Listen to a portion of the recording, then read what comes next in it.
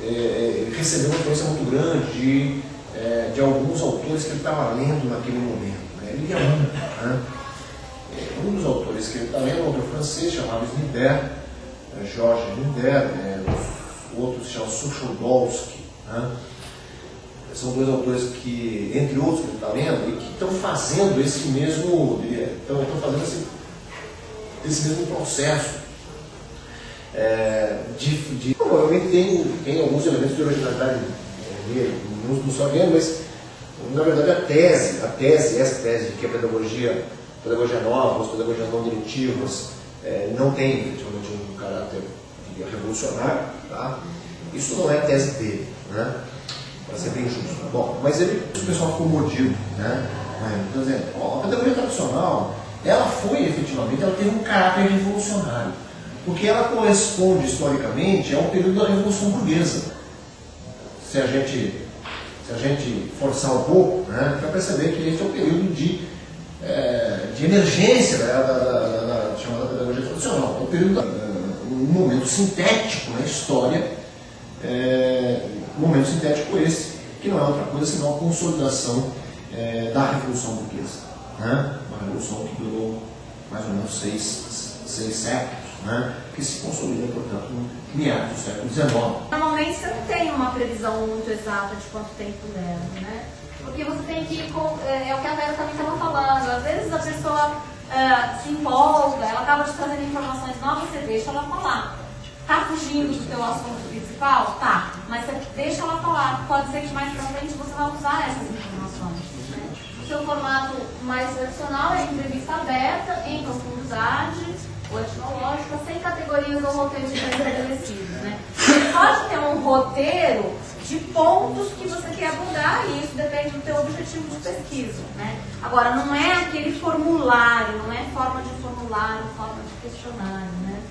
E, normalmente, o entrevistador, né, se recomenda que não deve deixar se influenciar pelos próprios sentimentos e opiniões ao perguntar, né?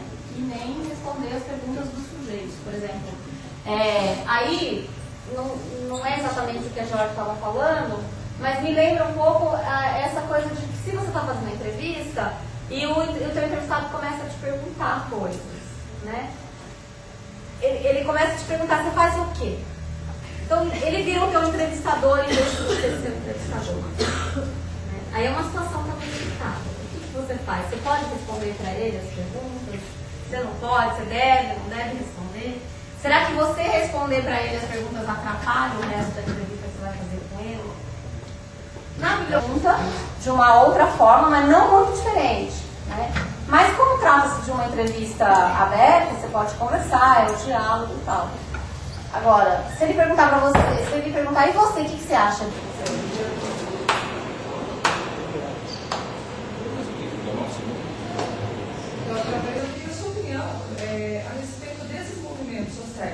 Eu acho que são mais organizados também que os nossos, né, que o senhor citou, os professores, porque também eles têm tempo mais disponível, né, para eles. Não, eu acho que eles têm um projeto.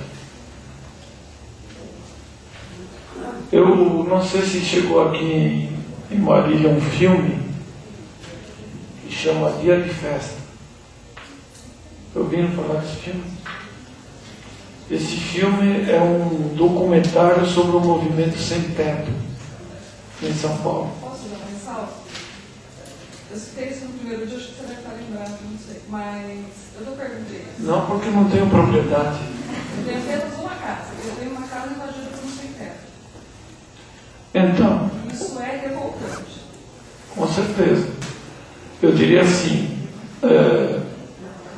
primeira coisa, embora eu tenha dito que me considero alienado, eu tenho certeza disso, sou um alienado convicto, eu não chamo ninguém de alienado. Porque aí eu teria que estabelecer um critério difícil de estabelecer. Né? É mais ou menos como o comentário que a colega ouviu. Né? Você não é madura para. E o que seria ser maduro para? Né? Eu fujo desse tipo de hierarquização dos movimentos. Né? em que sentido? Nós sabemos o que é para ser feito e vocês que estão aí não sabem. Sigam-me, que eu conduzirei vocês ao reino da verdade e da liberdade eterna. Este critério é extremamente difícil porque não dá para você formatar isso. E vou lhe dar um exemplo. Né? Vamos supor que eu considere, né, que todo malufista é alienado. E um dia encontro na rua um cara que eu conhecia lá de uma favela com a camisa do Maluf. Aí ele falou assim para mim: ô Gerão, falei, cara, o que você está fazendo aí com essa camisa? Ah, fui num churrasco. Mas eu não vou votar nele. Estou com fome, mas não vou votar nele. Significa que não dá para chamar esse cara pela simples aparência dele, pela simples observação imediata de sujeito alienado. Agora digo assim a você: o conflito está posto, a sua revolta faz parte do conflito, né? E o movimento sem teto, sem terra, faz parte do conflito mais amplo. Claro que quando a gente personifica o conflito, né, evidentemente, é como dizer assim, agora é comigo. Quando é com os outros é tranquilo, mas quando é comigo não é mais. Né? E acho que a gente vive exatamente esta contradição. Não tem trabalho nenhum. Não vai ter trabalho para você. Então você vive essa contradição. Né?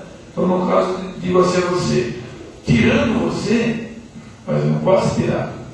Né? Eu poderia dizer assim, com o movimento sem teto, né? Bastante chateado com o nome do filme que o diretor pôs, porque o dia de festa é a senha do movimento. Dia de festa é o dia de invadir os prédios, lá em São Paulo. Foi o dia de invadir os prédios. E eles invadiram vários prédios no mesmo dia em vários lugares. Né? Prédios não amenizar o conflito está dado. Né? O que eu vi de uma líder, e a maioria das lideranças são femininas. Né? O que uma liderança disse? Né? Disse: eu não consigo mais ter o meu sonho, porque o meu sonho não é mais meu, o sonho é de todos. O que eu vejo nesse processo? Aquela tensão entre o indivíduo em si. Não consigo mais sonhar só para mim e o indivíduo para si.